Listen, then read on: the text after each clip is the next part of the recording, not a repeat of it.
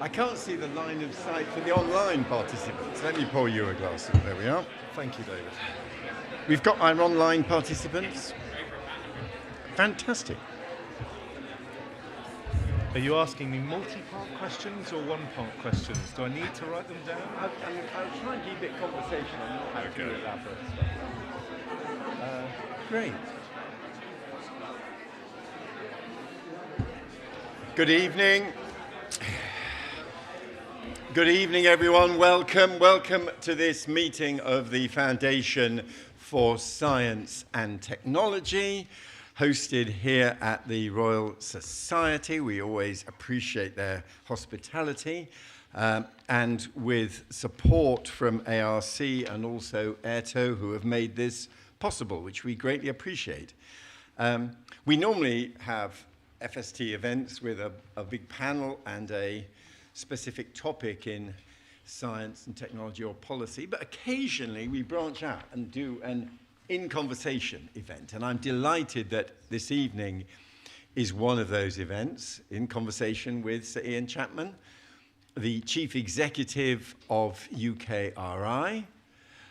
Before that, of course, the Chief Executive of the Atomic Energy Authority, and with a distinguished scientific background in nuclear fusion research.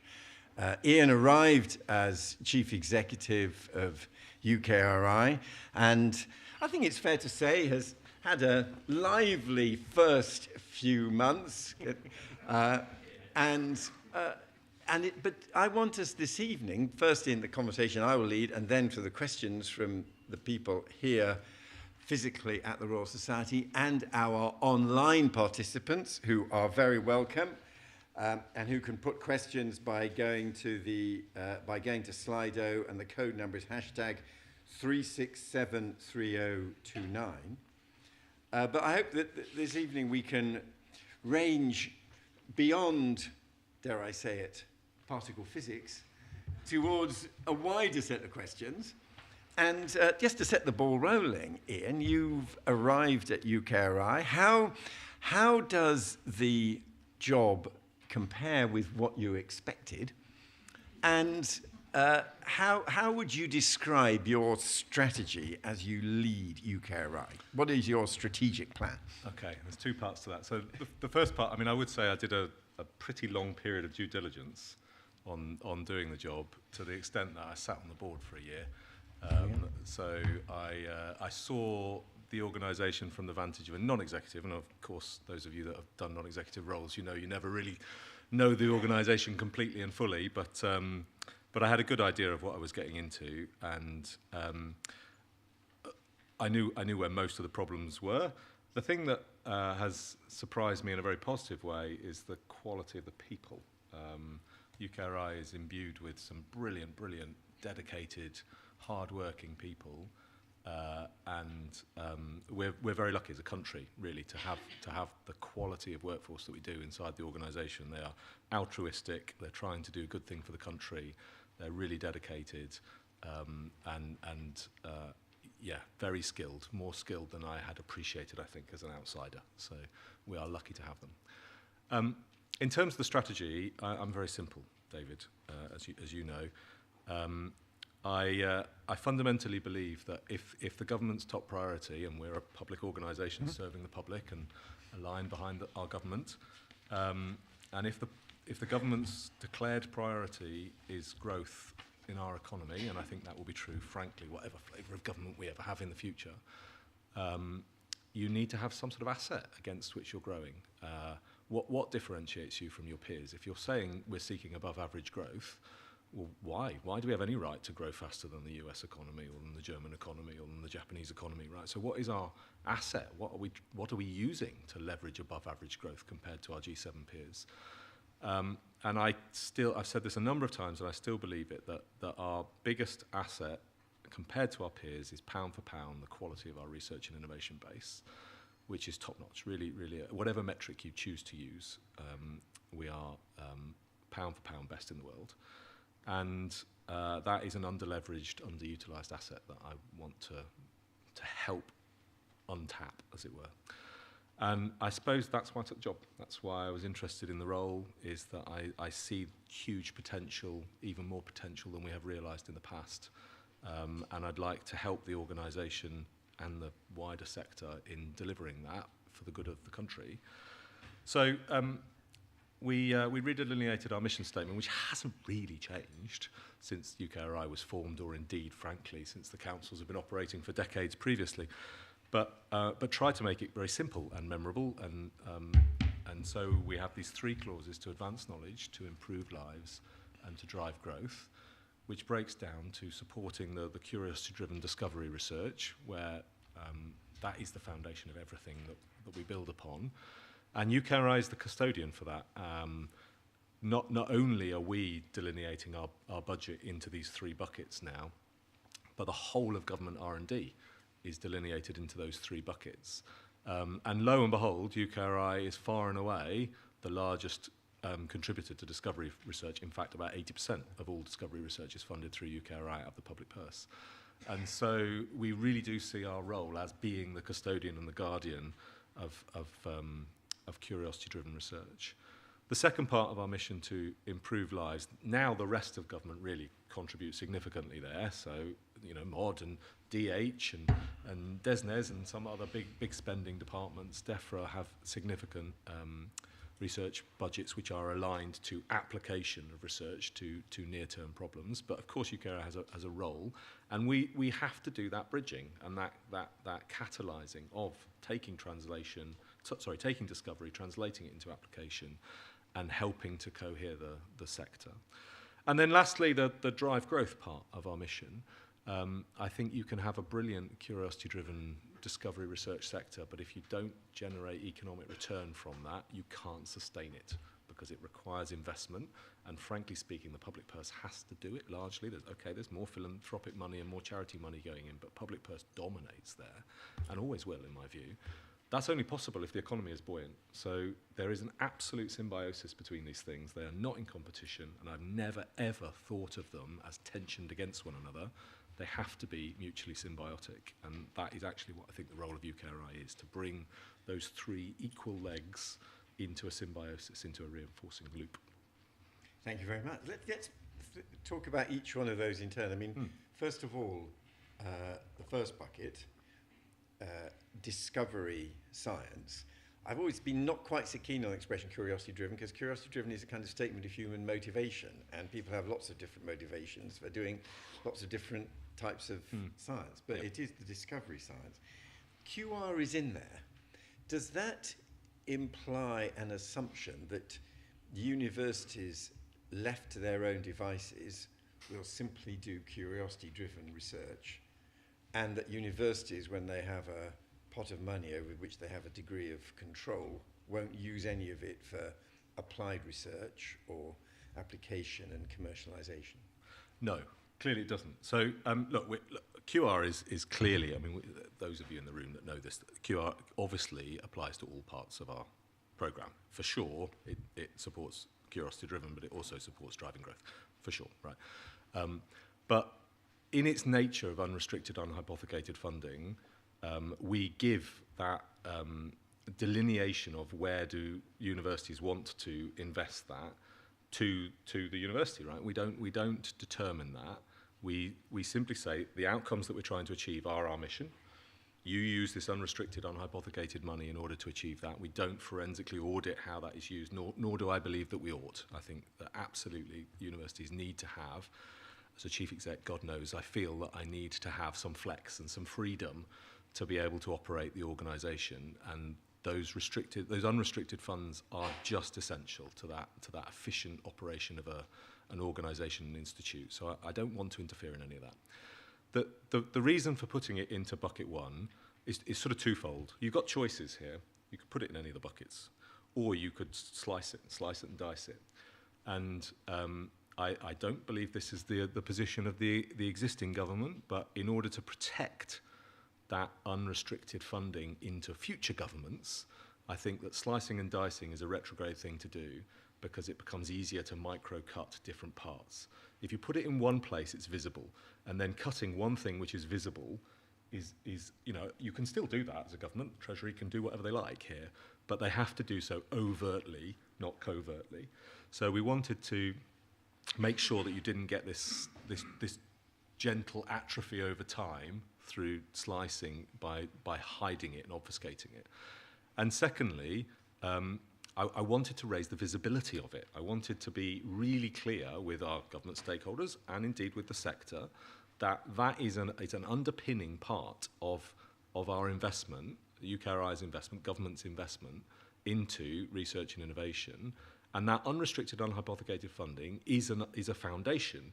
And I don't think we should sort of hide it or tuck it under the carpet. We should make it visible and say that is what makes us good as a country, is that we give people freedom.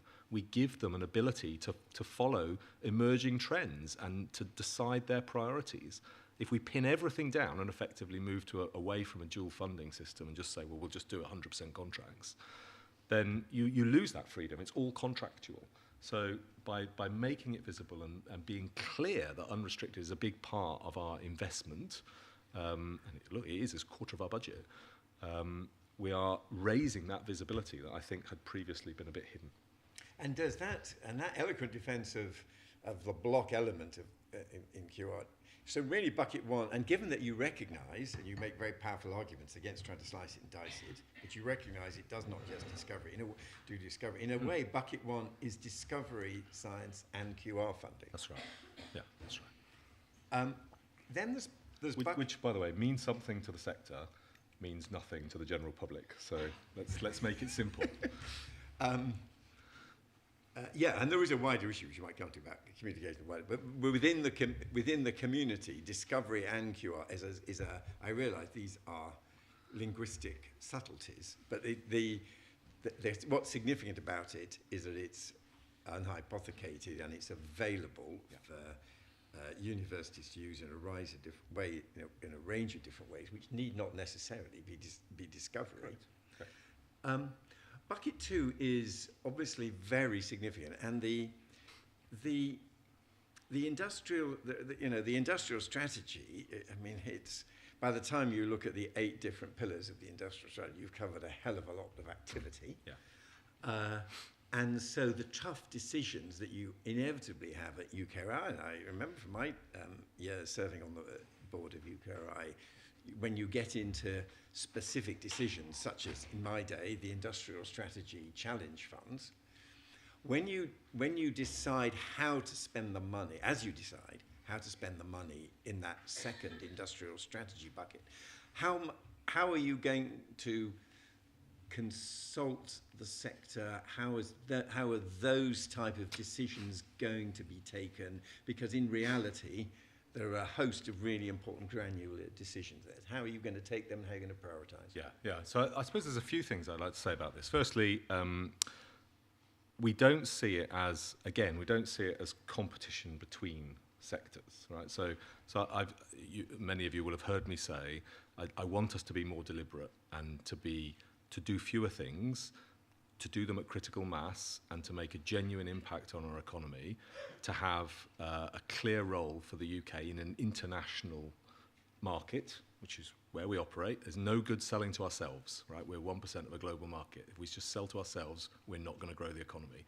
We have to export, we have to sell. And why do we have the right to win in a global market? So we have to identify the things that we are genuinely competitive at, and then build on them, not try to do everything. We are a medium-sized economy. We cannot do everything. So I do want focus, but when I say that, it does not mean that I want to focus on one sector to the what's the word I'm looking for? To the exclusion, thank you, of all the others. It means that within a sector, so let's say within the clean energy sector, what specifically is the UK targeting? And then even if you look at the industrial strategy, and within clean energy, it talks about wind, it talks about fusion, fission, carbon capture. What in wind, right? What actually is the UK going to export in that market? Is it rotors? Is it blades? Is it floating platforms? Is it substations? Is it connections underwater? Is it maintenance? What is it? Where is the return? What part of the sector are we actually targeting? And I don't believe that we should just make distributed investments where we put a few million into everything. Not at that stage. In curiosity-driven and in discovery science, I totally buy that, right? So you want to plant lots of seeds. But once you've got some saplings growing, then the ones that look healthy, you nurture. And then once they turn into trees, you actually take the fruit down, right? And you make something out of it. It's no good just having a field of saplings. That does not make you any money. So we do have to be more deliberate in our choices as within a sector. And it's interesting the way our conversation has already gone, which is where do disciplines fit into this, and where do research councils, as where disciplines have a body that kind of has some role in sustaining them? They're going to grow, they'll grow and shrink, and the shape of the discipline will change. But is it possible that in the kind of model we are talking about, the perspective of the health of an individual discipline and how it's changed, that perspective gets lost? How do you ensure that perspective is part of your deliberations at UKRI? Yeah, so firstly, on bucket one, that will continue to be distributed by discipline, right? So we'll continue to run through the research councils, and the research councils absolutely do have within their remit the health of their sector and making sure that we're providing the skills for the future and that we have making the right interventions to keep the sectors healthy. That is, and by the way, all the executive chairs are passionate about that, right? So it's in their DNA. It's something that I couldn't take off them if I wanted to, right? It's absolutely who they are. And long may that continue. That's an absolutely necessary part of our role. At the same time, the bucket two, so if I take, I could take any of the sectors, but let's take AI. AI is not just engineering and physical sciences, right? It's pretty much all of the disciplines have to be involved in delivering the AI industrial strategy. And I really do mean all of them, including ESRC and AHRC. To do that well, you have to involve all of the disciplines. So it becomes an interdisciplinary thing.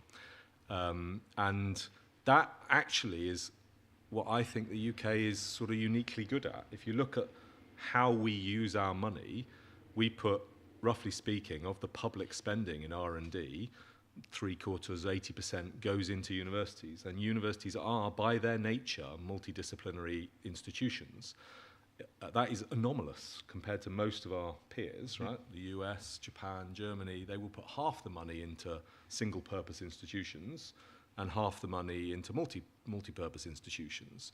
We're very heavily skewed towards multi-purpose institutions for historical reasons, right? My old organisation was a single-purpose organisation. There are not very many of those in the country, comparatively. Yep. And so that is a strength for the UK. That is something that we are uniquely characterised well to do the multidisciplinary, interdisciplinary research. So let's play to that strength. Let's look for convergent research. Let's set up our industrial strategy such that we are not talking about an industrial strategy which is just in a silo, but we are deliberately looking for convergence of research, because that's a thing that we can do really well that other countries are less well set up to do.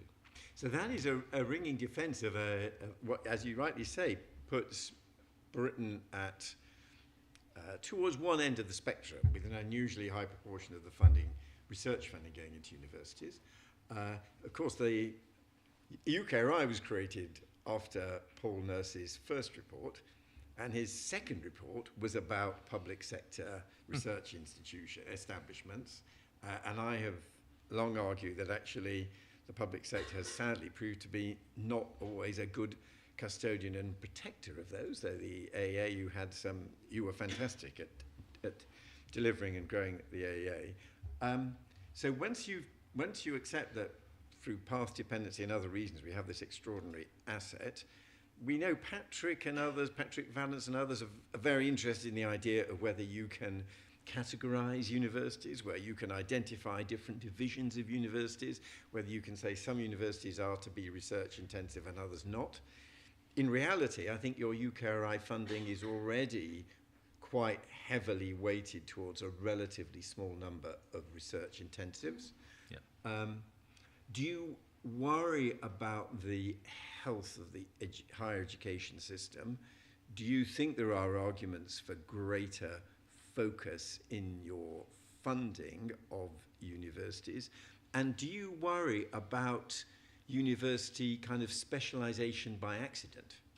Do you worry about finding that, whereas in the old days when we had HEFGI, one of the functions of HEFGI was to say, hang on, so quite a few chemistry departments are closing, why is this happening, should we step in? To what extent do you think UKRI has any responsibility for the distribution and maintenance of research activity across universities? So I think our responsibility primarily as a public body is to the public. Right? We're spending the public's money. We're here to deliver outcomes for the public. We cannot deliver outcomes for the public of the whole country if we don't use all the muscles of the country and make sure that the economy is working and prosperous and buoyant in all parts of the country. So for sure we have a responsibility to make sure that we think carefully about the interventions that we make around the country to make sure that all places prosper and all places succeed. But that does not equate to the same as doing everything in all regions. So I think you can do both of those things at the same time. You can think about the health of a sector and the health of a place and also make choices. I don't think they're mutually exclusive. Then the second part of your question about what is UKRI's role, we are a part of that system, right? When it was Bayes and skills and research were together, it was one department. It's now 2, maybe 3 departments. There's a bit in DWP, there's a bit in DFE, and there's a bit in DCIT. And then there's arm's length bodies like us and OFS, and we all have to work together. It has to be a whole state endeavour to make sure that the sector is healthy. We are not more or less responsible for that than the other actors in the system. And my last point on this is that we also shouldn't tell the universities what to do. They're independent institutions. We should be clear about what our strategy is and what outcomes we are trying to achieve for the public. But then it's up to them to decide how to act in that, and they can shape themselves in whichever way they wish. A free and open market will regularly go through mergers and acquisitions and change shape, and companies will change strategy to build on what their unique assets are and what their value proposition is. A sector is unhealthy if every company or institution in that sector all looks the same. If you have a monochrome sector, that's unhealthy, right? But we should not determine the strategy of the institutions. We should work hand in glove with them, and it should be a partnership, but we should not tell them what to do. And of course, and we haven't talked yet about the third bucket, but there is often, paradoxically, you find that when it's really close to market application and commercialization, it's sometimes the less research-intensive universities that make a distinctive and strong contribution there, not least because their academic staff have less of a focus on the publications in the prestigious journals that push a university up the research rankings. Yeah.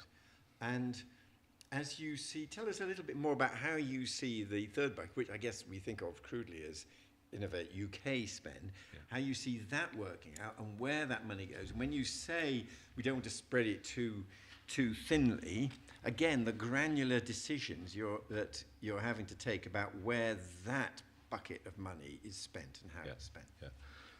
Two things to say about that. So yes, you have this notion that money is Innovate UK. I would contend, and I think most of my executive team feel this, that historically Innovate has been treated as a vertical. So we have disciplinary structure to our organisation, all of the research councils, and then Innovate is a vertical, more or less doing independent things.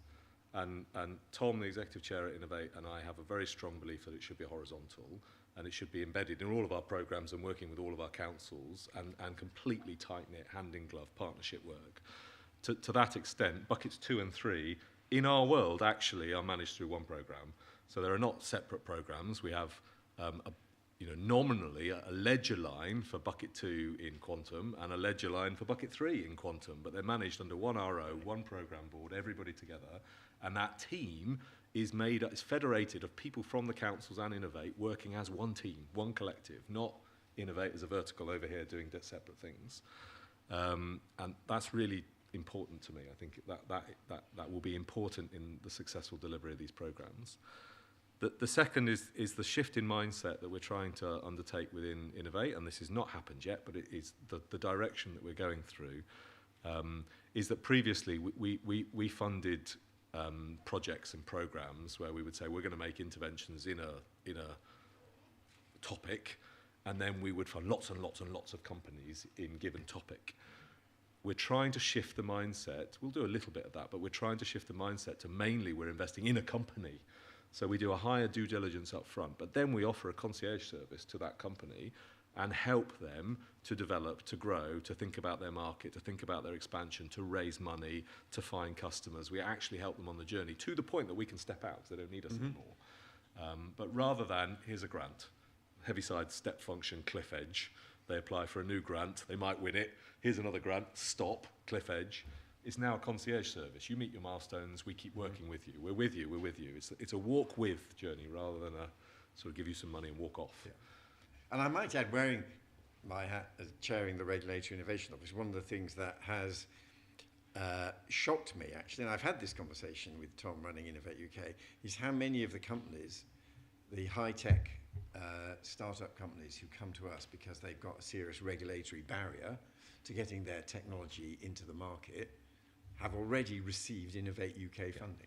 So Innovate UK has pushed them forward, but a different part of government, a regulator, has not helped. And I think, and one thing where I absolutely agree with what you say on the concierge service, and we in Rio try to help, is trying to ensure those conversations about potential regulatory barriers happen earlier, so that if there's a regulatory obstacle, we can tackle it. But equally, if there's a really uncomfortable message about a regulatory constraint that is unlikely to change, as they develop their technology and think of the market, they properly factor in from earlier on what the regulatory issue is. So I think, and if the investment team at DBT were with us, they would also say, and we want to think about, post-Mansion House Accords, lining up investors. So this concierge service is UKRI plus, isn't it? It's Absolutely. you working with other parts of government. Absolutely. And a bit of procurement would be handy as well. Totally. And look, I've been in and around the Westminster system now for, 12 years or something. It feels more joined up and concerted now than it has ever done in my time. And I really do feel this is a whole of government approach, and you really do. Yes. I really do feel, it's not lip service, I do feel that all the departments are signed up behind a strategy, and it's not working yet, but you feel the willingness of your work on Rio all the way through to government procurement and how we use that as a lever, and more coherence than I've experienced in the past. And I think that's hugely enthusing and a really good sign for the country. Yes. Can I just say one other thing about the sort of the culture and the mindset of folk? I think a lot of the sector has historically seen UKRI as a distributor of money. And I think we have to be so much more than a distributor of money. We have to be a generator of value. And by value, I mean all parts, right? The advancing knowledge, the improving lives and driving growth. All of those equate to value. We cannot just give out money. We have to generate value for the public whose money I'm spending, right? And that is a really important mindset.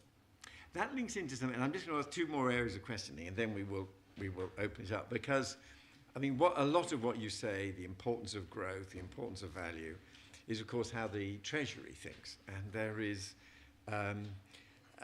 hanging over these debates, the crucial issue of securing funding, public funding, and the terms on which it's secured. And the Treasury will be, any negotiation on public expenditure on science and research with the Treasury involves showing what you're doing for growth. And it was in my day, when it was all integrated in a different way, universities and science and research, all part of my ministerial responsibility, you equally found that for the Treasury it was, for example, increasing the impact element in QR. Things like that were a precondition of getting a protected budget. So how are you getting on with the Treasury? And there is that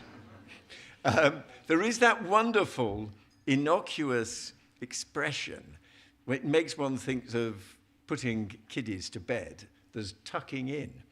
And the Treasury like that wonderfully soft expression, tucking in. It doesn't mean, sadly, reading a nighttime story to a toddler. It means another bit of spending somewhere else, be it EU horizon allocations or whatever, being put into your budget. How are your negotiations with the Treasury going, and what are the constraints that you're operating on? I mean, I should judiciously not answer your question, shouldn't I? But I'm too willful for that. Look, my relationship with the Treasury is great. I mean, I really mean that. Yeah. I can say it very authentically that the officials are totally aligned with what we're trying to achieve.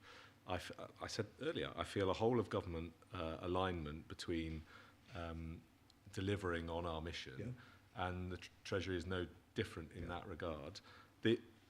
My line I have on this, and look, some of my staff also question me about the arm's length body nature of our relationship, and is the arm getting shorter? I don't like the phrase arm's length body personally. I describe ourselves as a partner organisation, and when you're in a partnership, you know, a marriage or any partnership that you might be in, the one person in the world who can say to you, that is a bloody stupid idea, don't do it, is your partner. And you listen to them, right? More than anybody else. And that is how I feel our relationship with DSIT and with the Treasury should be. It should be a genuine partnership. They absolutely should be able to make requests of us. They should be able to ask us to do specific things. And we should be able to say to them, that's bloody stupid, don't do that. And that is when you know you've got a really good working relationship, is when it works like that. Very interesting. Finally, before we open it up, just kind of wider changes in the way that we do science, and obviously the rise of AI is a key factor in that.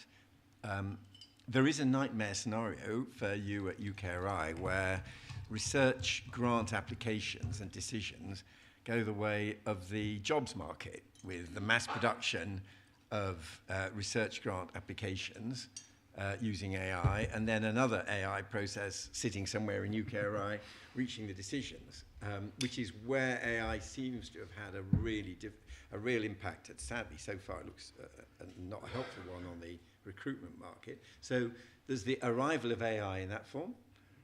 There's also the argument that our asset is our data, and in particular our research data, and research data that, you know, distributed around in notebooks, and including some of it where the evidence ends up with a negative result rather than a positive result, not necessarily leading to any kind of publication. I always say to my friends in science, the difference between science and politics is in politics, we operate in a media environment which is a permanent journal of negative results. It's when things don't work that it gets reported. You don't realise how lucky you are in science that it's a journal of positive results, where it's the things that work, it's the significant findings that get reported. However, that ironically does have a cost. There's a lot of data when you've reached a negative finding that's not been released. So where you are on AI, to what extent it's going to change grant processes, and the extent to which you think within the corpus of the research ecosystem that you at UKRI are so involved with, there is a lot of incredibly valuable data that somehow, hopefully under some kind of British control, can be analysed. Yeah. Again, two parts to that question. So on AI, look, it is already transforming our world, because grant application volumes are going up and up and up, and therefore win rates are going down and down and down. And that is a monumental poor use of bright people's time. I tried to exemplify this by saying that last year UKRI processed over 30,000 grant applications for investment, and now probably it's easier and quicker to write the grant application, but if you add up the time of the PI, the co-Is reviewing it, the research office in the university, the department reviewing it, then the 6 peer reviewers to whom it went, then the panel and my staff, I reckon each one of those is conservatively a third of a person year. If you dealt with 30,000 of them, you've spent 10,000 people years of some of the brightest minds in the country in running an application process. It does not feel like a good use of 10,000 bright people, to be honest. So as a country, we have got to get out of this treadmill system. And that is not just us. It is all of the participants in this. Academic reward, career pathways are determined a bit by this. Everybody feels they need to be on a grant. Why can't we go to bigger grants with more people on them? We've got to collectively change our approach to this. It's not just about UKRI, it's doing it together in partnership. And indeed, it would crash if we sit in a room on our own and determine the right thing to do. We absolutely have to do that with the sector, and that is absolutely our intent. But this is not a good use of people's time, so we have to change our modality. Notwithstanding the fact that the rise of AI makes it. I was at London Tech Week, whenever it was last week, and I saw a bunch of companies showing their wares, saying, "Come buy our software, and we'll help use AI to write your grants and write your proposals for procurement." And I mean, very, very openly doing that, and they had a steady stream of business, right? So it's like hidden in plain sight, folks. Yep. It makes no sense for us to be like King Canute trying to push back the tide. This is our world. We have to adapt to it. And we can't say peer review is going to look like it did 30 years ago, because the world is different. So we have to adapt. Again, we shouldn't adapt in isolation. We have to work that through with the sector, and that is a process we are now beginning. But things will change. They have to change. On data, actually, that is one of the great values of UKRI. I mean, I think people forget. They think of us as a funder and a grant giver. But we also have over 6,000 researchers inside the organisation, right? That's like Oxford or Cambridge in terms of researcher dimension. We have nearly 750,000 square metres of real estate and campus. These are real assets, and because of that, we run a large number of infrastructures and facilities which generate data. Again, hugely undervalued and untapped. I know from running my institution that I used to, the data we collected, we used a small fraction of, and I mean 1%, 2%, 3%, right? A really small fraction thereof. And that is an amazing asset and hugely valuable. And the tools that now exist that didn't even 5 years ago can actually mine that asset. So there's huge potential for us to use our data and to join it up. If you're looking at whole systems things like climate, the data that the Antarctic Survey holds and the data that the Geological Survey holds, hugely value when added together, right? So the conjoining of data, the convergence of the different data sets, which previously hitherto just couldn't be tapped, now can be tapped. So I'm hugely excited about that opportunity. And do you see any systematic initiatives to do that? I mean, is there a... There needs to be. So baby steps on that at the moment. Well, that was really interesting, and thank you so much, Ian. And now let's broaden this out. First, questions here from our audience, and then in a moment I'll also look at the online questions. And do go to if you're participating online, do go to Slido and also upvote questions, which helps me identify the ones that get most greatest interest. Right, so let's see. I see a bunch of hands up there. Give your name and organisation, please, there, and then pass it on to the second person. Yep. Hi, Melissa Uchida, Particle Physics. We've met before. Hello again. And I think today we've heard a load of really exciting things, and I think there's a lot of great opportunity here, which is really exciting. And you say in particular about the fact that there's no point having a sea of saplings because you can't get any value from them, and that's a great analogy. But I'm afraid, with all the good things, I do have to bring us back to some of the difficulties, some of the challenges we're facing. So how do you justify, given making that statement, a reprioritization exercise which will basically waste billions to save millions? We are in a situation now, whoever's fault, whatever happened, as processes change, as we evolve, as we make things better, we do have to also work with what's gone before.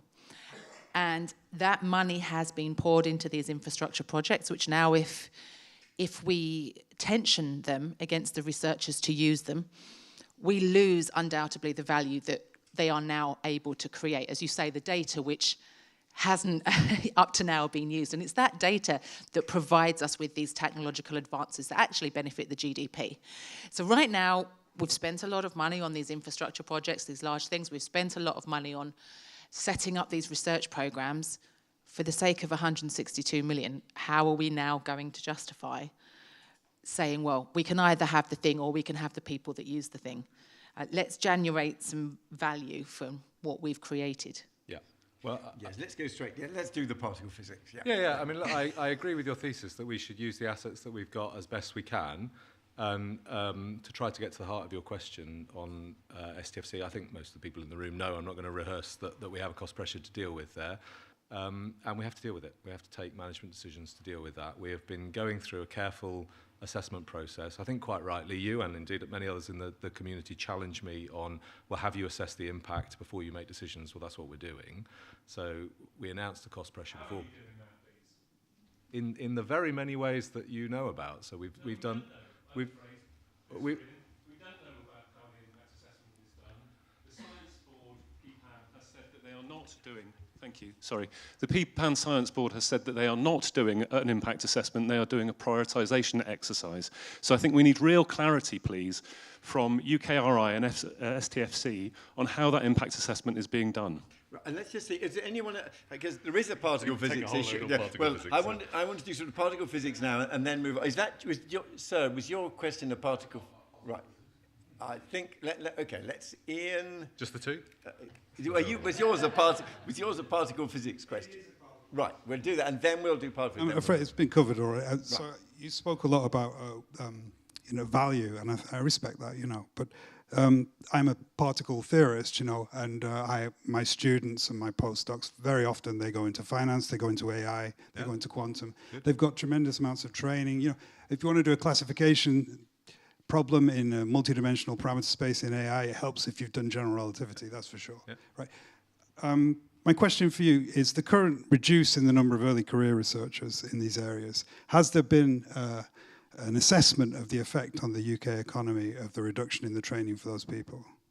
Yeah. So there's probably lots of parts there. So I'll come back to training and let me just explain how we're doing it. So we announced cost pressure. We're taking advice from umpteen sources. We've done a whole load of community engagement. Hopefully you've come to many of those community events we've been hosting all around the country, including a big webinar which we did with thousands of people online. We've asked all of the participants in all of the grants to give us input on what would happen in different scenarios. We've synthesized all of that input, taken it to our science boards and our advisory councils. That then went to the STFC council week before last, I think, and then came up to our executive committee recently, and it goes to our board on the 1st of July, I think, at which point we'll then be able to put that up to ministers for the direction forward. In terms of the impact assessment, that is, of course, being done by the STFC officials who are working hard to synthesize the input that is taken from the community to then do an impartial impact assessment against that input. All of which is the right thing to do. So it would have been wrong for us to make any snap decisions. It also would be wrong for us to take many years to make these decisions because we will just make the cost pressure worse and we will spend money that we don't have. So we have to deal with it, we have to grip it, but we also need to take the right amount of time to get the right input to be able to make good evidential decisions. That is the process you should expect us to follow, and that is what we're doing, trying to do this in the most evidenced and rational way, which is how we should behave as scientists, with evidence and ration. On the question about training and how we're supporting the next generation, well, we deliberately put more money into training than pretty much any other line. So the UKRI budget goes up about 8% overall across the piece, but we put preferentially more money into the skills and training effort, so that goes up about 13%, I think, across the 4 years. We guarantee that we'll be able to train the same number of PhD students, the same number of starts of PhD students every year across that period, assuming inflation doesn't go completely crazy over 4 years. Because it's super important, and I fundamentally believe that's one of the most important things that UKRI does. So we continue to support that. The fact of the matter is that we have got a fabulous settlement here. We do have a fabulous settlement in a constrained fiscal environment. For there to be more money in research and innovation is a great outcome, and that is not true for many spending departments across the government. We do have an uplift, but the costs per head in universities are going up greater than my uplift, and therefore the number of people that we're training in postdocs is typically going down. And that is because cost escalation in the sector. We do have to do some right sizing. We have to get on top of our overheads. This is not just a UKRI issue. This is the whole of the sector has to grip this issue and accept that overheads cannot just continue to rise. We do have to control our costs. We have to make tough choices. And many universities are absolutely doing that, and we are doing that internally as well ourselves. It's the right things to do. I think now there are, I'm looking at the questions that have been upvoted, and I think we should move on to what's coming online, because there's one question that has been upvoted clearly ahead of all the others, and it's something that we hadn't really covered. The government announced more devolved powers to mayors on R&D and innovation funding. What is UKRI's strategy for regions and clusters? Yeah, it's a really good question. So we started about 12 months ago a programme called the Local Innovation Partnership Fund. I should take a step back. Let me take a step back. UKRI has and before my time, but really does care about investing in all parts of the country. And you can see that through the change in where our budget has gone. So last year we invested 20% of our budget, for instance, in the north of England. The whole of Whitehall spending is about 12% of the whole of Whitehall goes to the north of England, and UKRI was about 20%. And that has increased year on year on year over the last 5 years, last spending review period. So concertedly, UKRI cares about this and has been trying to make sure we use all parts of the country and all of our muscles to lift a heavy weight. But I don't think that all the places have felt that benefit yet. And in large part, I think that is because we have not done a sort of concerted co-creation with places. We've done a tactical distribution where we open up competitions and everybody bids against everything, really. And so everybody gets a small amount from each competition, and they don't feel a critical mass and an aggregation and a clustering effect. And we know time and time again that by clustering, you really then see inward investment come behind because you've got a critical mass. So we started about a year ago a programme called the Local Innovation Partnership Fund, £500 million fund, which was to co-create with places. So rather than running a competition against which they could all bid, we earmarked money for places and then said, now let's co-create that programme with you of the interventions where you think you've got real strengths. How do we make interventions to build on those strengths in that place and aggregate and cluster things in any given topic? And I don't mean life sciences, I mean be specific within life sciences. And so we've been going through that process over the last 12 months. The first few of those have now been announced, the scope of what's being run in those programs, and a few still going through process. But because of the success of that program, government have decided that we now have these strong co-created relationships with particularly established mayoral strategic authorities and some city regions in devolved nations. And so from the next spending review, they're going to devolve that money through the integrated settlements directly to the places. UKRI still work in partnership with them, but they take accountability rather than I holding accountability for it. And we can absolutely see this as a partnership. I described partnership before, that we should be able to hold places to account, and we should be able to say, hang on a minute, you're not the best at that. Mm-hmm. But equally, they should be able to control their destiny. So that's how it will work from the next spending review, and we have the next 3 years to make sure that the framework is all right, and we have clear decision making and a sort of earned autonomy of how we pass that money across, and we build capability and capacity in those regions to be able to make best value out of that investment. And that reminds me, how you talked about those type of co-creation partnerships.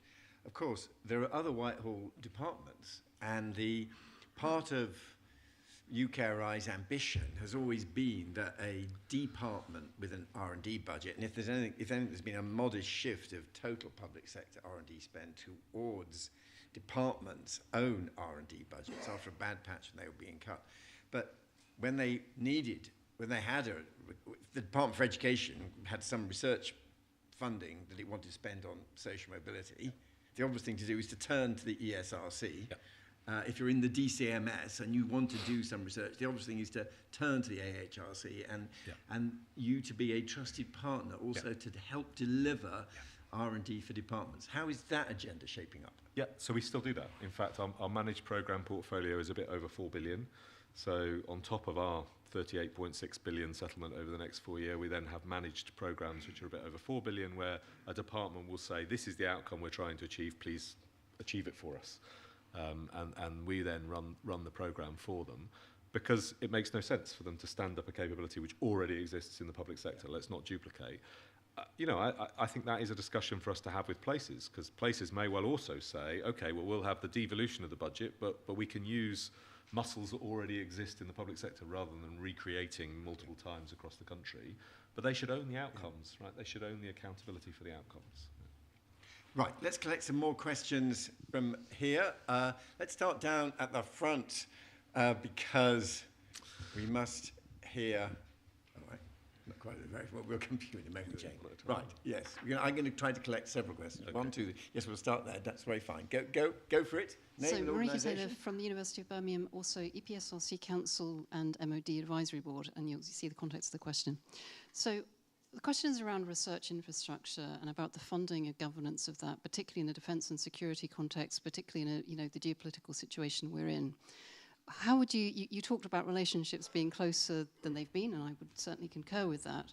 But when it comes to sort of the complexities of running infrastructure, which is dual usage, and thinking about, not just the funding of it, but actually the governance, how could you see that could be evolved going forwards?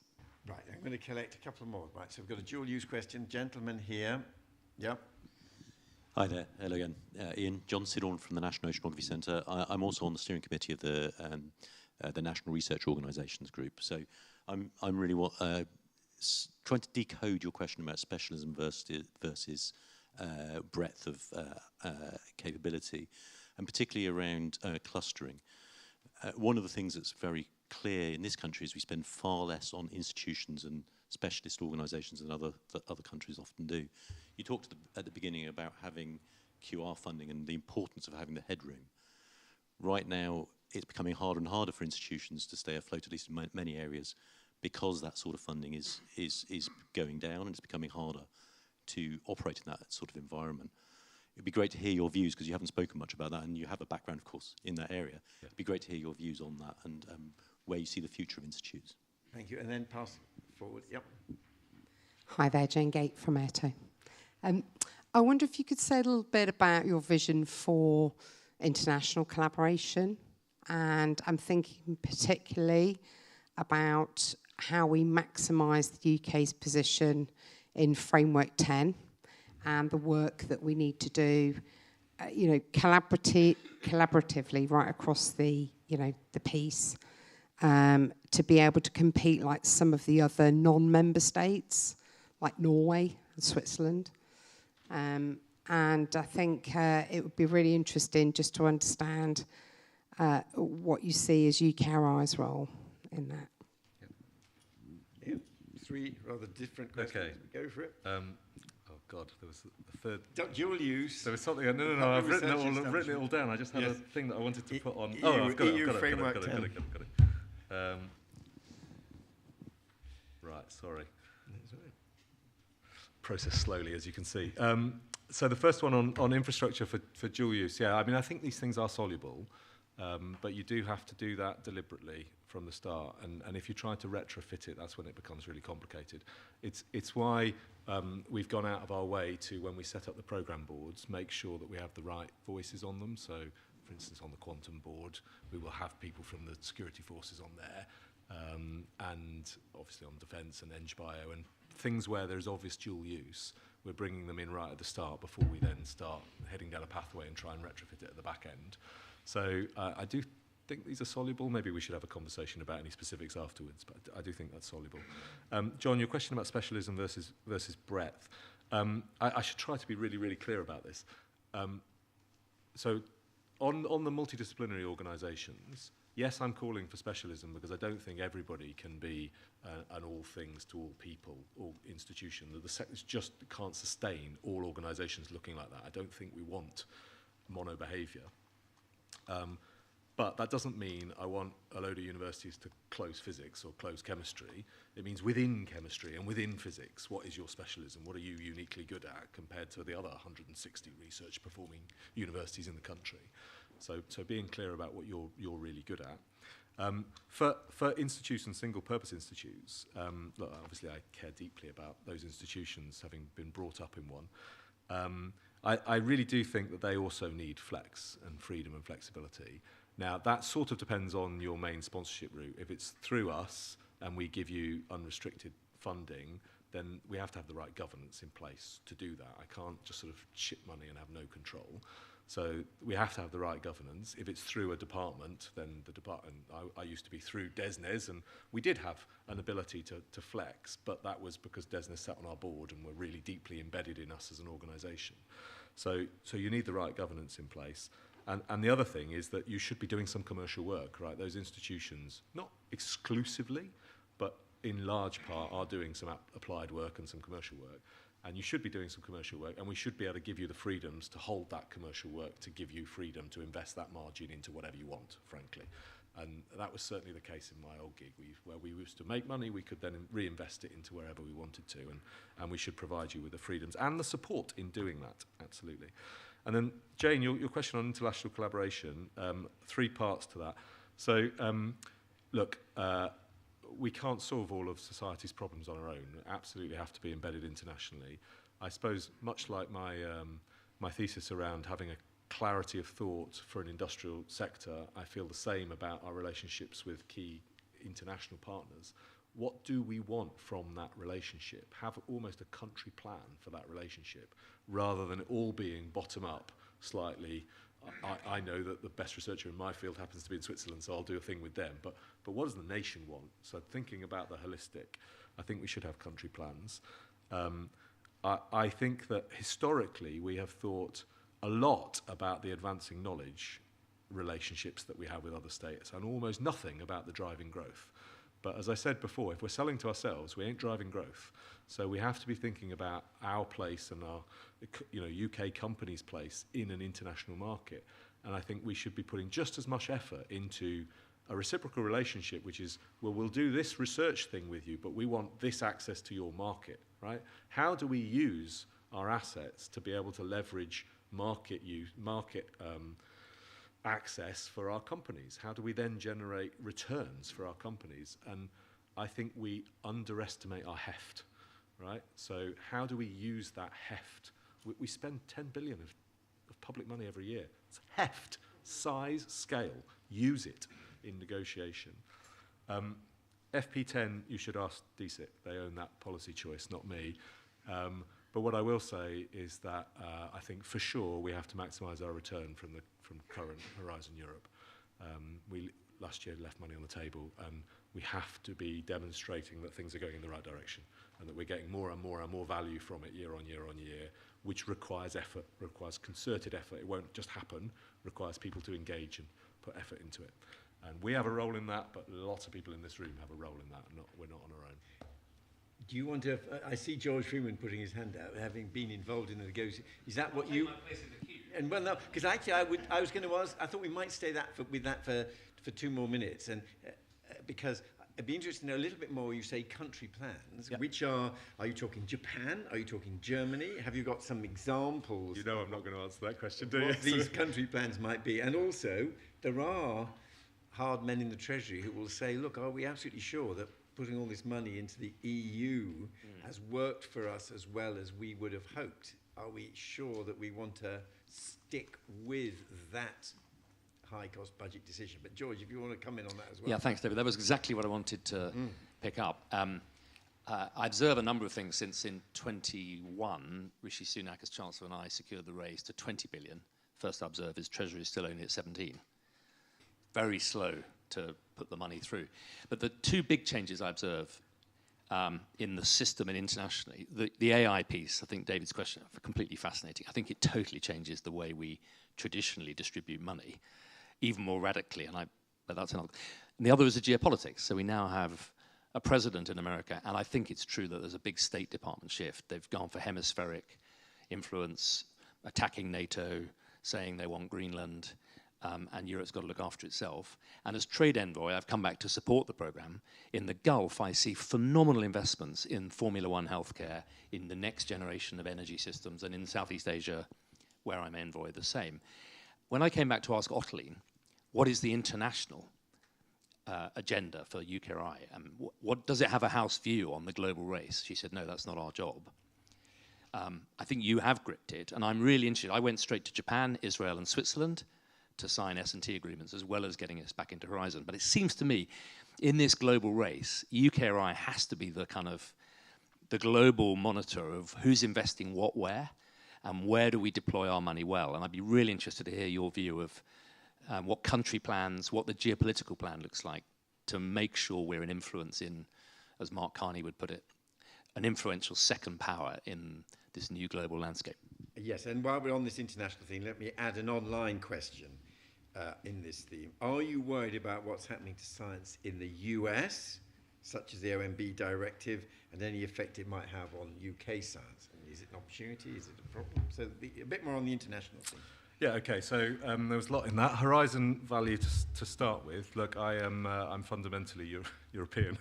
I ran the largest piece of European infrastructure in the UK for many, many years, and worked for Eurofusion for a few years, which is a big European consortium. I feel I am European, right? And I know the value that what we get from international relationships is intangible in many ways, but huge. So I absolutely acknowledge that. At the same time, as I described earlier, I do think one has to be clear-eyed and cold-hearted about it, and make sure that we are maximising the value of public investment, and that there is an incumbence on us as a sector, right? We fought collectively to be part of Horizon because we made the argument that added great value to us and our ability to deliver against massive challenges for society. We have to demonstrate it. We have to demonstrate it. So I do think there is just a straight evaluation part of that. George, you were talking about AI and the application of that to our distribution of investment. I think it's broader than AI actually, and you know, to Ottoline and especially Stian's great credit. The UK is really at the forefront of the meta-science effort, and many other people around government as well. In DCIT and Number 10 were prescient on this. And indeed, the rest of the world is sort of looking to us and copying us on what we're doing on meta-science. And we are running a whole load of experiments through the course of this year as to not just whether we use sort of an AI augmented with human in the loop approach to assessment, but a range of different interventions that we might take into assessment process.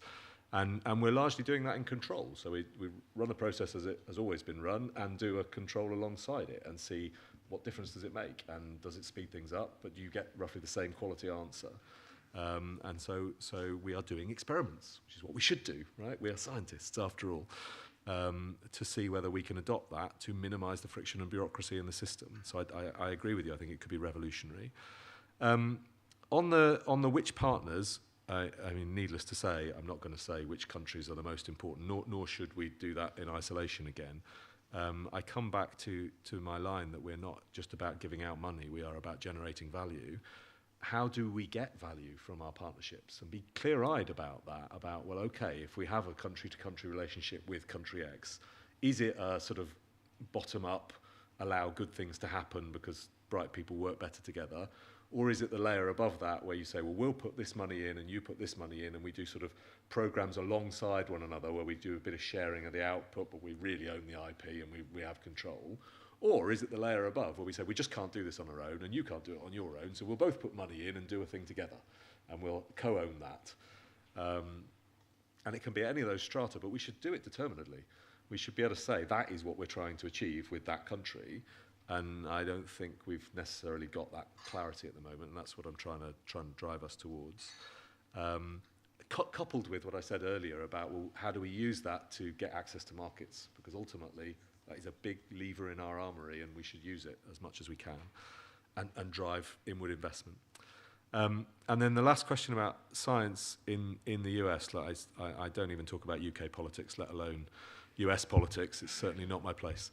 But for sure, there is amazing talent in the US, and they are the largest economy in the world. It would be crazy for us not to be deeply embedded and supporting our partners through difficult times in that country. And I think we should, one of the things that I saw through Brexit was that our European partners in science supported us. And when countries go through change and they go through perturbations, that's when partnerships really matter more than anything to them. And so when there is a perturbation and a period of change in the US fiscal situation for science, we should support our partners. I don't worry about it ultimately, because any high growth economy is an innovation economy, and so I think ultimately by hook or by crook there will end up being support for it, and it will, the US science space will come out of this period of uncertainty, but we should help them and support them as much as we can in that period. Good, thank you. Now let's collect some more interventions. I see, yes, there's a gentleman there with his, right by you, yep, there, and then the lady there, and then across, yep. Thanks, David. Good evening. Paul Howarth, I'm president of the Institute of Physics.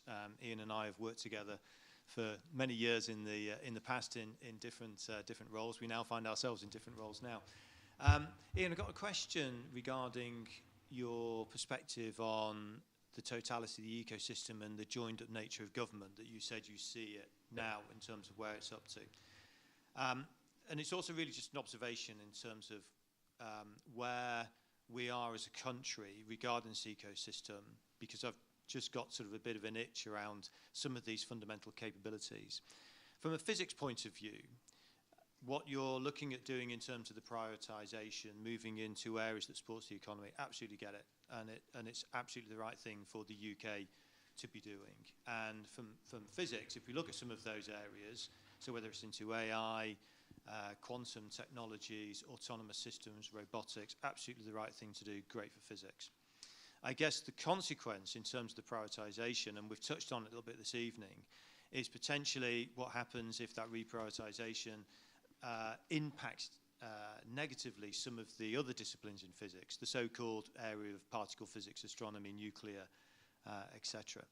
And it's really, how do we as a country look at the totality of that ecosystem to make sure that we are protecting it and we're balancing it where appropriate? Because as that reprioritization happens, what we don't want is the tide going out in some of the other areas, and specifically some of those areas, as far as physics goes, you know, it does attract young people into the subject at the end of the day. That's number one. There is a lot of technology and spin out that happens, whether it's data acquisition, fast electronics, high energy systems that applies across the UK, and a lot of the infrastructure supports, you know, medical in terms of accelerator technology as well. And a lot of it is high energy and complex engineering that supports the whole of the industry. Yep. So how do we make sure that some of the consequences of looking at the reprioritization and balancing the portfolio doesn't have unintended consequences that potentially threaten some of the fundamental disciplines like physics? All right, and I think, yes, the lady there, and then we'll go across the gentleman there. Yep. Patricia Thornley, Chief Scientific Advisor to the Department for Transport. So I get that we want to prioritise. I agree with where you're heading on that. From my perspective, if your approach of concierge turns out to be, you know, the right strategy for growing these companies, I'm particularly interested in the companies in the AI and the quantum space applied to transport. What can I expect to see change by when, if the strategy is successful? Right, yes, and across the aisle, yep. Jim Lynch, University of Surrey. You mentioned the concept of interdisciplinarity, which is great. One of the things we had just a couple of weeks ago was the Pope issued his pronouncement, his encyclical on AI and what its potential was. And there's a couple of features which come out of that, which I think is terribly important, that there's a real danger. I was at a meeting last week with Cardinal Timothy Radcliffe, who's actually a good Oxford academic, and he said, and he was contributor to that, and he said one of the big dangers at the moment with AI is we will lose the face-to-face contact. And of course there's the whole ethical implications, that's what the Pope was saying, but it's face-to-face contact. If we're not careful, we need to continue to drive in an AI world. And can I just add, actually, because Professor Thornley's question from the Department of Transport does tie in with one of the upvoted online questions, which I'd just like to throw into the mix. How should evaluation frameworks evolve to measure success in UKRI's mission of advancing knowledge, improving lives, and driving growth across different timescales? Can you ask me that again, sorry, David? Well, it's the what is your evaluation framework to measure success in delivering your missions as you have described them? Yeah. So we've got 3 different questions there. Yeah. Over to you. Okay.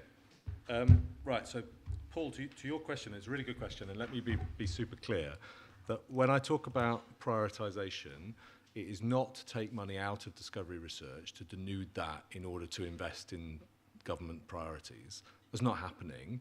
The discovery research is growing. We're not taking money out of it. The discovery research budget is growing. The applicant-led budget, so what people would have known historically as responsive mode, is growing. There is more money in all of those things. The prioritisation I talk about is not to take from bucket 1 and put into bucket 2. It's within bucket 2 to be really clear about what we're trying to achieve in any given sector. So I'm not taking away from discovery to put into application. It's within application to be really deliberate about where does the UK have a right to win and where can we get a chokehold or a dominant position in a sector. And that for sure is not all parts of a sector, right? It isn't. We're not a big enough economy. So we have to be deliberate in that part. So hopefully that answers your question on that. The question about what will change within Innovate UK, and it will be over the course of this year, actually. So you'll begin to see output this year. I hope by the autumn, companies already are beginning to feel benefit. So probably we will end up doing more diligence up front and asking more questions and actually engaging with founders and engaging with the team, which previously it was all sort of done on paper. But then once we've made a commitment to a company, we are invested in the company and not invested in a bunch of projects, right? So we are more of a partner to them. So they shouldn't feel cliff edges. As I say, we give you a grant for 12 months and then you have no more funding and then you have to come bid into another competition and you might have some more money and it might last for 18 months or something, but lots of cliff edges. It's a really hard way for a small early stage company to live hand to mouth like that. So a much clearer pipelining of saying, well, look, if in this 12 months we give you this money to do these things. If you do these things, then there's follow-on. And so there's commitment from our side. There's more surety for the company, which really should help them raise, because they know if they meet the milestones that it unlocks. And the second big thing that I really want us to do as an organisation is we're roughly speaking, we invest half of the research and innovation budget of the country, roughly speaking, right? We are pretty much the only organisation in the country that has the view of the assets that are generated from that investment, and indeed the assets generated from the investment of the departments and ARIA and other bits of the family. We have eyes on all of that, really. And I want us to get to the ability of being able to do proper portfolio management against that. So we see this portfolio and we can say to investors, this is what is generated by the UK's research and innovation, which everybody thinks is great, right? You go and talk to investors in Southeast Asia or the Middle East, they will tell you, we know that you're great at research, but where is our opportunity? Where can we invest? And at the moment, we sort of give rise to hundreds, if not thousands, of companies every year, and they're all on their own, and they all go talk to venture capitalists and sovereign wealth funds and pension funds, and they're all trying to raise on their own. Whereas if we could say, here's the portfolio, and of this portfolio, this is the bit that is properly internationally differentiated. This is the bit that is world-class and better than anybody else in the field. And of that, this is the bit that is also high growth potential. That is such an investable proposition, right? If we can identify that in our portfolio, and that is what I want Innovate UK and UKRI to be able to do, to be able to say, these are the best bits of research that the UK has produced, and these are the best companies that we've produced, and to help back them, because then money flows, and it's a rising tide that helps us all. So I hope that you begin to see shoots of that this year. AI and a question about ethical implications. So we're deliberately setting up our AI program to include a whole part on ethics and AI security. And as I described earlier, I do not think that the AI program should be run by the Engineering and Physical Sciences Council, just because maybe they're the biggest participant. But it should have participants from all of our councils, and it absolutely must have arts and humanities and economics and social sciences. because these things will not be adopted without social sciences and without humanities involved in that. And tellingly, the executive chairs from both of those are on the programme board for AI, because we really believe that it has to be interdisciplinary, and you have to think about the adoption from the outset. No good trying to bolt it on, as we were talking about dual use earlier. And then the last question about evaluation metrics. I should throw this question to Dan, really, because he's in charge of it, and I see him sitting in the front row. So maybe you can get him a mic and he can answer the question. But the answer is, I think that historically we have looked at a part of our impact and a part of the value that we generate to the country. I think we will need to adapt our metrics to be able to assess against all parts of our mission. I don't really have a prejudice about how to do that, and I would let the experts in data evaluation come up with the right metrics. Can I just go back to your answer to the question about you were explaining you have more strategic relationships with companies rather than once-off one-year grants. A key ally in all this, part of Patrick Valence's vision, which you were referring to earlier, is partnership with the British Business Bank, the National Wealth Fund, and of course under the new fiscal rules, their investments are assets, so there is no increase in net financial liabilities of government, and that's why the budgets for British Business Bank and National Wealth Fund have increased very significantly. How are those relationships growing, and how will we see the effect of a better partnership there? Yeah.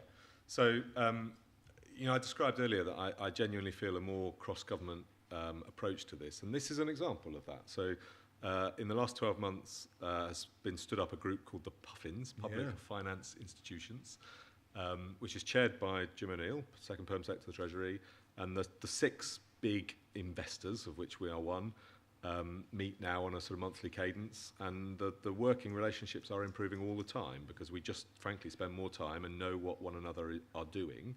And pretty much all of us now have bilateral or trilateral relationships with that group of 6.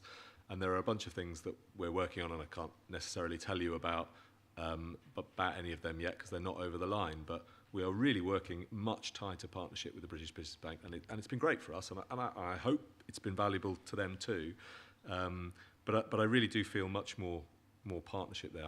I slightly churlishly pointed out that the collective noun of Puffins is an ambiguity, so an ambiguity of Puffins. But yes, I think those relationships are much tighter than they have been in the past. Good. Look out for the Resolution Foundation report on the Puffins, which we are writing at the moment. Will be out during July, because you're right, they're a very interesting and important group now.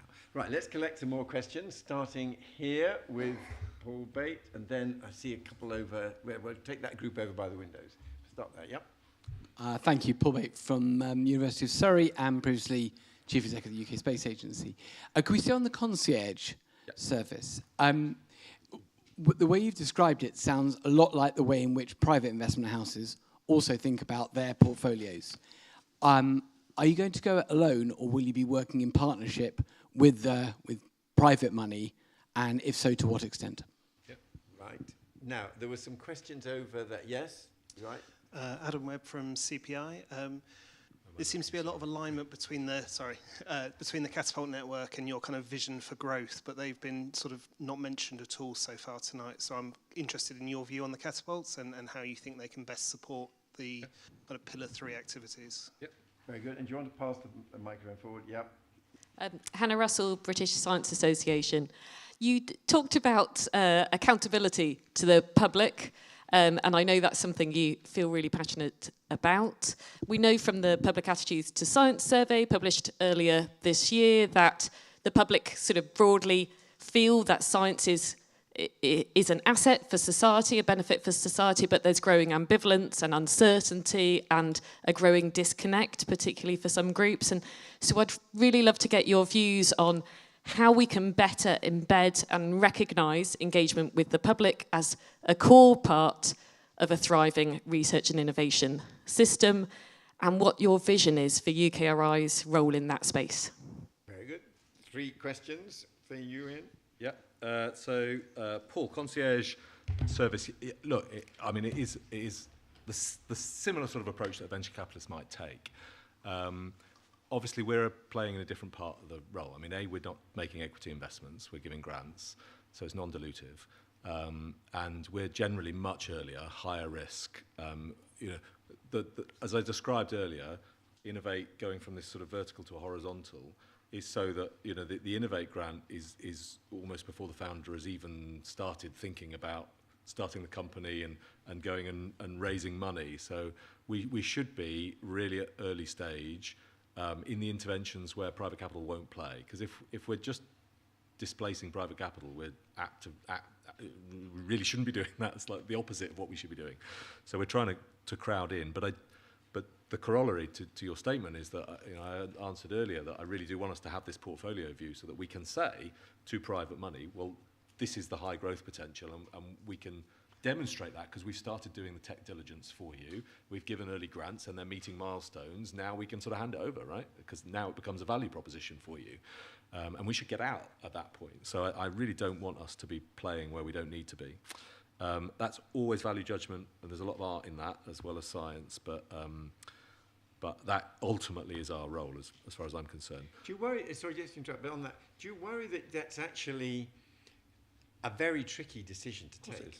And you may find that there are companies that have received Innovate UK grants that actually think they have great commercial prospects, which have not been properly understood, and that if you are too selective, you will send a negative message about other companies that have had some Innovate UK funding. Do I worry about it? Yes, I do. And making those choices is going to be hard. But I don't think that the right thing is to give everybody crumbs or even dust. You give everybody crumbs and nobody gets a proper meal and nobody's satiated, and that doesn't help either. So is making decisions hard? Yes. Is not making decisions hard? Yes. Right. But so are you talking about choose your when they've already received an Innovate, when you've taken an early decision to put some money in, then you're envisaging subsequently saying company A is really growing fast and company B that also received Innovate UK money is not doing so well.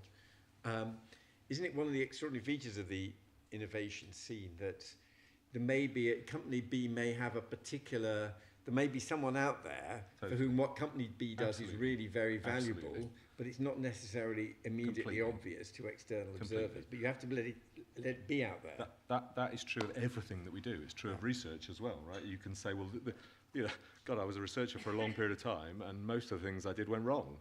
And if you'd have said within a year you've got to achieve something, you know, many years were completely fallow, and everything you did just went wrong. It doesn't mean you should stop it.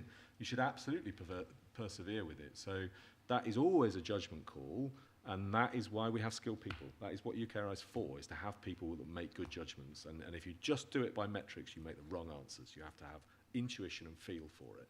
And that requires proper partnership and trust with the delivery partner.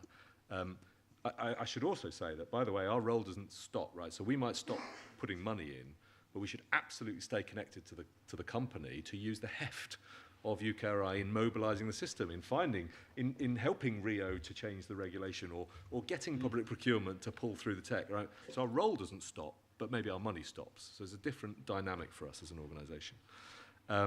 Catapults. I think the Catapult network is a huge asset for the country. We've got actually just at lunchtime, I was talking to a founder of a company who said my company would never have raised money were it not for the Catapult giving me access to a facility that I couldn't have raised money to have.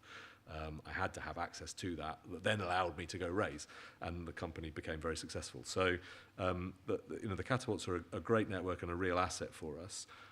My only real feeling on it is that I think that we have given them the wrong metrics and the wrong incentivization, where we've sort of tried to tell them to touch as many companies as possible rather than to generate as much value as possible. And those are different things, right? So don't have metrics like work with 200 companies. It's not a useful metric. It's not a sensible thing to ask our catapults to do. So give them the right metrics and tell them the outcomes that we want to achieve, which is ultimately grow the economy. And allow them the freedom to do that in the right way for their sector, rather than giving them slightly unhelpful metrics. The question about the public, this is really a core value for me, that I'm spending public money, And I think that we should be delivering outcomes for the public, and you can't deliver outcomes if they don't know about it. It's just reality, right? So you absolutely must talk to them. I had this line when I was a PhD supervisor. I would always say in the first week of my students' tenure that it is no good to spend 99% of your time doing the research and 1% of your time telling people about it and writing the paper and giving the talk, because you write a crap paper and give a terrible talk, and then nobody knows what you've done. And then it's all for naught. So you've got to spend the right ratio of time in actually delivering outcomes to the people who have paid you, given you the privilege of doing that piece of research, because it is a privilege to have public money to be able to follow your curiosity and to discover new things. It's a privilege, and we should absolutely put effort into communicating that to people. I don't have the gospel and the best ways to do that, and it would be wrong for me to do so, right? Because I'm not an expert in it, but we should work with the people who know more than I do about it to make sure we communicate as best we can. Thank you very much. Let's just collect the final questions. I think you were hoping for the mic. Yep, and I've got one question from online I want to raise. Yep. Mm-hmm. Yes, thank you. Petra Heil from the British Antarctic Survey. We heard a lot about growth and the value of the economy. I was just wondering if you can comment of how to do that sustainability aspect to it, and climate and nature awareness about it. Thank you for asking about sustainability. Anybody who's not yet asked a question? Yeah. Right. There's I thought we had asked. I thought you had asked a question. No, I wasn't a physicist. Oh, right. Right. You have your chance. Hi, Ian. Leon Terry from Cranfield. I'd like to know how UKRI can encourage universities to merge. Oh, right. Oh, especially if there's a nice juicy one in central London that they wish to merge with. Exactly. And then the remaining one that's been upvoted online, actually from Claire Thorne, who serves on the FST Council. What's the role of non-traditional research-performing organisations in supporting UKRI's strategy and generating value? What does that mean, non-traditional? Well, I think I suspect, and hang on, let me now give my interpretation of it. The Resolution Foundation, where I am based, has now been accepted as an independent research organisation, and I think for the first time has now received, after a long process, has now got a tiny bit of ESRC money. The model, the process that we went through, assumed that we were an academic institution and running doctoral training programs, and it was very hard to be accepted as an independent research organisation unless you fitted into a model that looked like it was an academic model. Yeah. So that was my personal experience, and I think Claire, but in many other parts, there are many other forms of research-performing organisations that may wish to be retreated as independent research organisations for the purpose of receiving UKRI money. Yeah. Okay. Again, you're doing a good job of collecting very disparate questions. The question about sustainability, look, value has many forms. Cost avoidance is absolutely a value, and environmental sustainability is a value, and even the Green Book and the Treasury would say that that is value. And so I absolutely, totally buy it. Look, I've spent my whole life working on trying to provide low-carbon energy. It's something that's dear to my heart.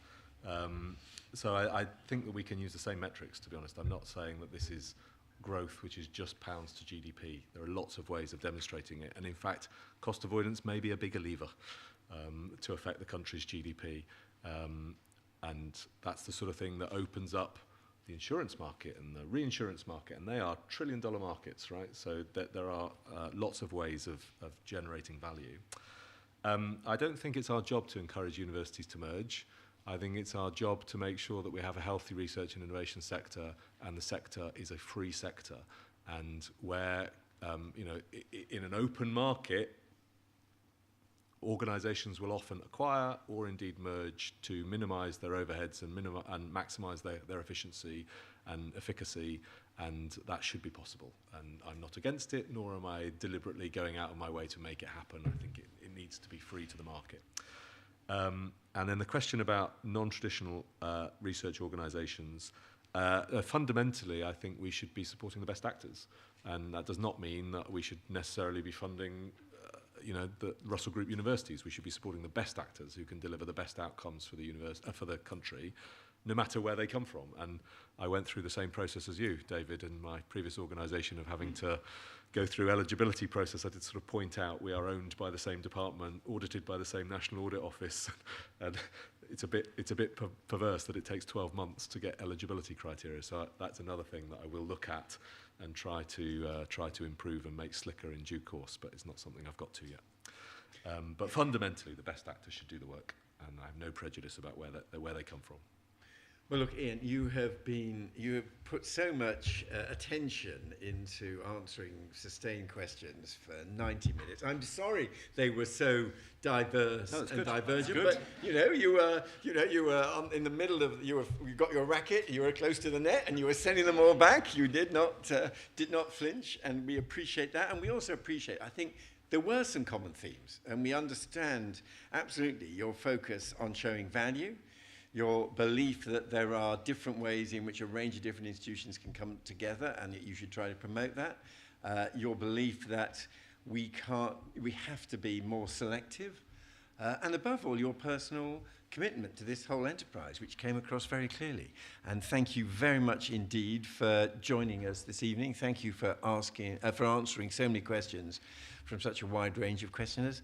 And we all wish you absolutely the best of luck with your high responsibilities. Thank you very much.